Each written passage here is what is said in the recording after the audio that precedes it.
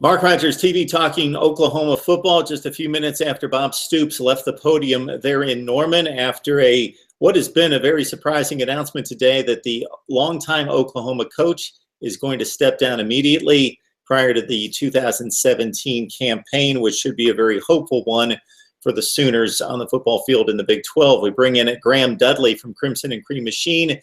It's the Oklahoma platform there on SB Nation. Graham, how you doing tonight? Well, a lot of mixed emotions right now, Mark, but other than that, doing real well, thanks. Exactly. I was just hoping once I heard the initial announcement that he was stepping down, that it wasn't something off the field related, something family related that was forcing him to step down, but that doesn't seem to be the case. So we all took in, I took in what was aired there on ESPN. I know that you took in basically the entire press conference that is winding down right now. So just your thoughts about what Stoops had to say about his stay there at Oklahoma and his decision to leave the sideline.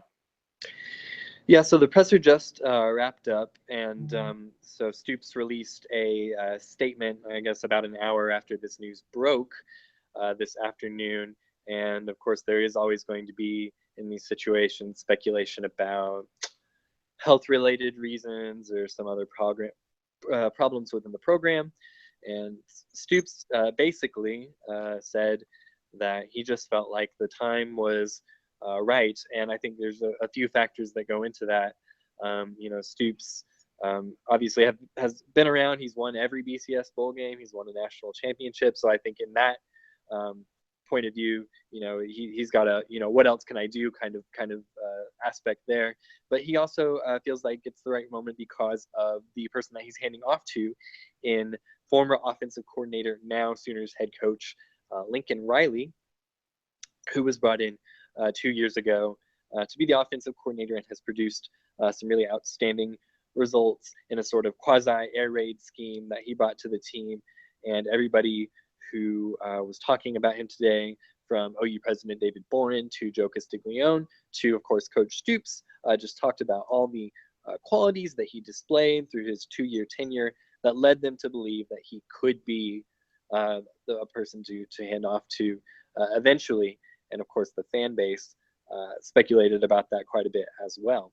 But none of us saw it coming this soon. And from what Coach Stoops was just saying during the press conference, even he didn't really think about retiring right now, didn't start thinking about it until a week and a half to a week ago. So a very quick decision from Coach Stoops, but from all indications, one made for all the right reasons.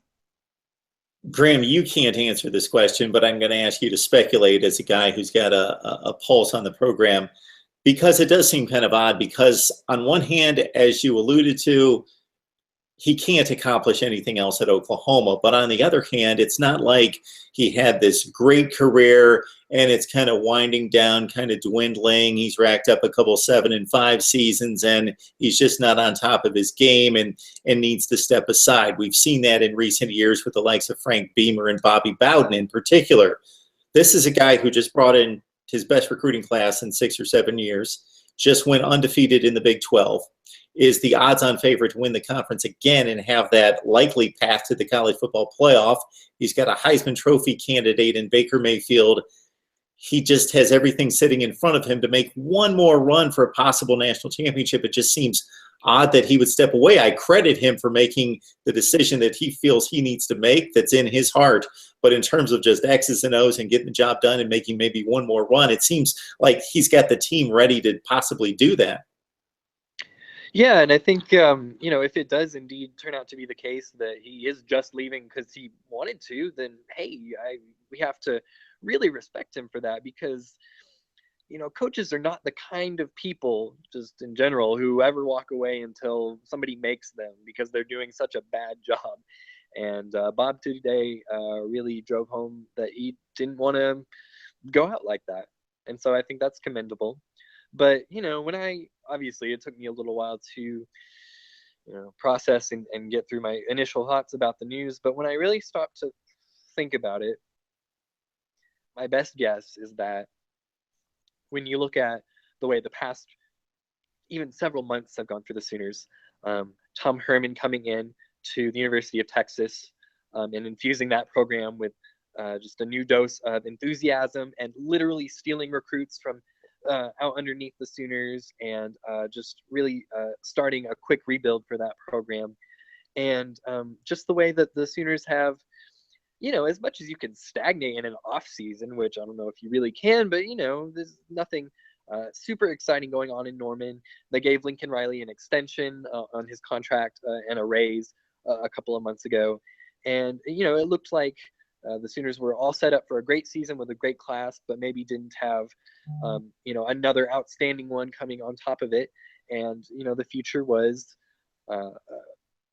a little bit in doubt, as much as it can be with a program so in such a great position. So I guess my only supposition would be that Bob examined the whole situation there and just decided that Oklahoma would be better served with a new infusion of a new talent, a new enthusiasm, some guy who hasn't been doing it for 18 years, who's excited to hit the trail every day and get after it, and can really compete with a potential budding superstar down in Austin and the new realities facing college football. Because college football has changed a lot during Coach Stoops' tenure, and I think he understands better than anyone that if you don't love rolling out of bed every day and hitting the ground running, then maybe your program would be better served if it was in somebody else's hands. And that's my best guess for what maybe was creeping in Bob Stoops' mind over the past I week. completely agree, Graham, that the decision seems to be very commendable considering the situation he has at Oklahoma, the amount of money that he's making, the team that he has coming back in 2017. But he basically is looking at his life, his time with his family, the rat race that is college football coaching, as he alluded to, and stepping down at the time that he felt like it was right for himself, right for his family, and right for the program to move on with Lincoln Riley. Before we talk about Riley, Graham, just your thoughts about Bob Stoops' tenure. So we are so fascinated in America in particular with finishing number one. You have to finish number one. If you're number 2 or 3 or 4, forget it. You were a failure. I just think that this guy has been just unjustly criticized over his tenure for losing certain ball games. And then it gets magnified. That narrative gets magnified, and it's blown way out of proportion. If you look at his record in major bowl games, BCS bowl games, it's not nearly as bad as the typical college football fan would say that it is. Not given credit for winning Big 12 championships. Yes, over the last couple years, it's been the lesser of the Power 5 leagues, but that hasn't always been the case. He's competed against a strong Texas program for most of his tenure. Kansas State's been extremely strong. Oklahoma State's gone to BCS games under Mike Gundy, but he has dominated that conference, and conference championships, unfortunately, are being compromised by the college football playoff. And I think it's extremely important and commendable as a coach, as an X's and O's guy, a guy that can run a program to dominate your conference. I think that speaks volumes. And if people would really look through the postseason history, it's not nearly as bad as the narrative nationally as you sometimes hear it. He won a national championship. He got to 2 others. He got to 3 others and played extremely well that last time out against Florida, and won some other big postseason games as well.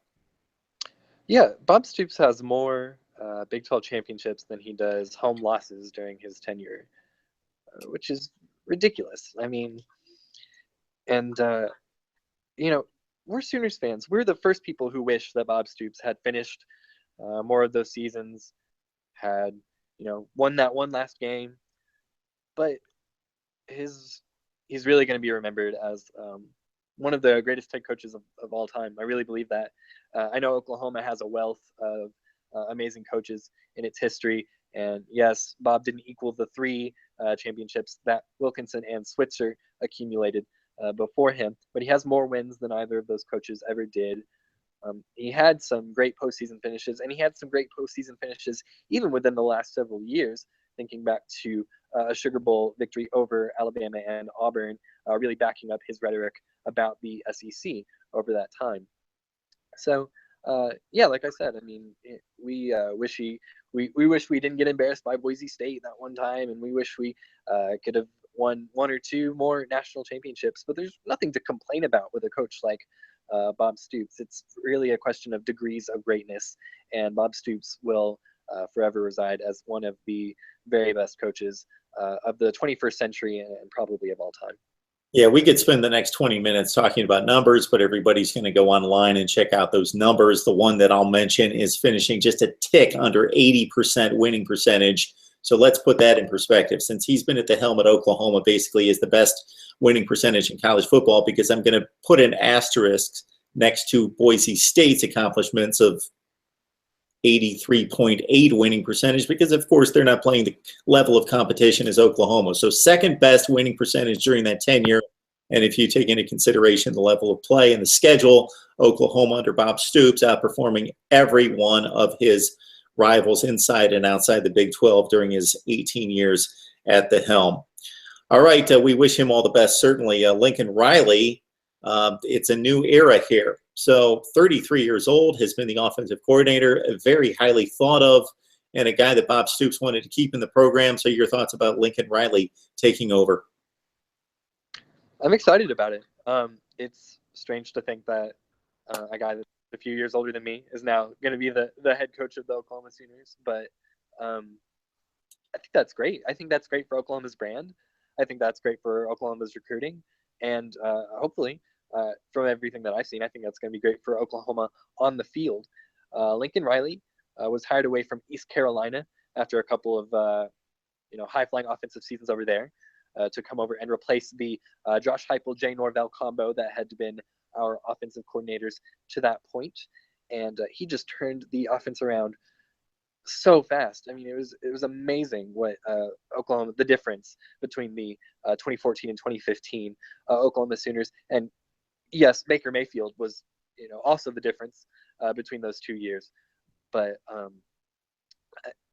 I've heard from so many Oklahoma offensive players who have grown to respect and admire Lincoln Riley for the coach that he is. And there's no doubt in my mind that he is an outstanding leader of men, just from what I've heard from the players on the field. I remember, I think it was Ty Darlington. He was a center who played in Lincoln's first season at OU. He was a senior at that time and has since graduated. And he talked about how offended he was when he first opened Lincoln Riley's playbook, because it's so simple and so basic, but it's all about doing your job, doing it correctly, doing it really well. And Lincoln Riley's philosophy is that if you do your job really well and you know it, so deeply, that execution is key, and that you can beat teams just by executing better than them, even the simplest of playbooks. And Ty Darlington really grew to respect Lincoln Riley and think of him as one of the best coaches that he ever had. How a great offensive coordinator translates into a head coach, I think, is open to debates. The absolute worst case scenario I could possibly think of is that he becomes a little bit like a Cliff Kingsbury, who, is brought in as a young guy with enthusiasm and has great offenses that run over everybody and completely neglects the defensive side of the ball, and things get out of hand there. I don't see that happening. Frankly, I think that Oklahoma has structural advantages that Texas Tech doesn't, and is always gonna get better defensive recruits anyway. And I think that Lincoln Riley, as a leader of men, is also a leader of a coaching staff that hopefully he's going to put together and put in a position to succeed. I think Mike Stoops' future is an open question at that point, and frankly, at this point, and frankly, I'd be shocked if he is the defensive coordinator at Oklahoma when the season begins, unless Lincoln Riley just doesn't want to make a change midstream. But it's going to be interesting to see how that side of the ball progresses, because Lincoln's going to have to give so much autonomy to whoever's running that unit. But Bob Stoops was never an offensive guy. He gave autonomy to Lincoln Riley, and Lincoln Riley produced fantastic results. So if you're a good judge of character, if you're a good judge of talent, then you can be successful under that model. And that's what I'm hoping that Lincoln Riley will do. P.S. He's still going to be calling the plays. So expect the same amazing offense that we've seen from Oklahoma over the past couple seasons to continue in 2017 and beyond. The rise of I'm sorry, Graham. Definitely. Well, in reviewing the rise of Lincoln Riley, you mentioned his stay at East Carolina. It seems as though Mike Leach was the first one to kind of recognize his skill as a coach and brought him along early on there at Texas Tech. And he coached in a number of situations there with the Red Raiders and under one of the great offensive minds in college football in Mike Leach. And while 33, at that age, it seems a bit daunting to take on one of the perennial powers in college football. We'll have to consider that Bob Stoops coached his first game at OU at the age of 38. Barry Switzer was 35, and Bud Wilkinson was the ripe old age of 31, even though it was in a different era at a different time with different responsibilities, still leading the great Oklahoma Sooners at the age of 31. So we shall see what Lincoln Riley has. Obviously, he's got all the resources and the surroundings in place to be a success there at Oklahoma in replacing Bob Stoops. Graham Dudley from Crimson and Cream Machine. Graham, we always appreciate during these kind of situations a guy like yourself who's got major insight into the situation, jumping on board to give us a breakdown of what is a very historic day, and hopefully Bob Stoops moves on with the rest of his life and is very successful in his next venture, and the Oklahoma Sooners continue to win a ton of football games in the Big 12. Graham, we appreciate it. Thanks for having me on, Mark.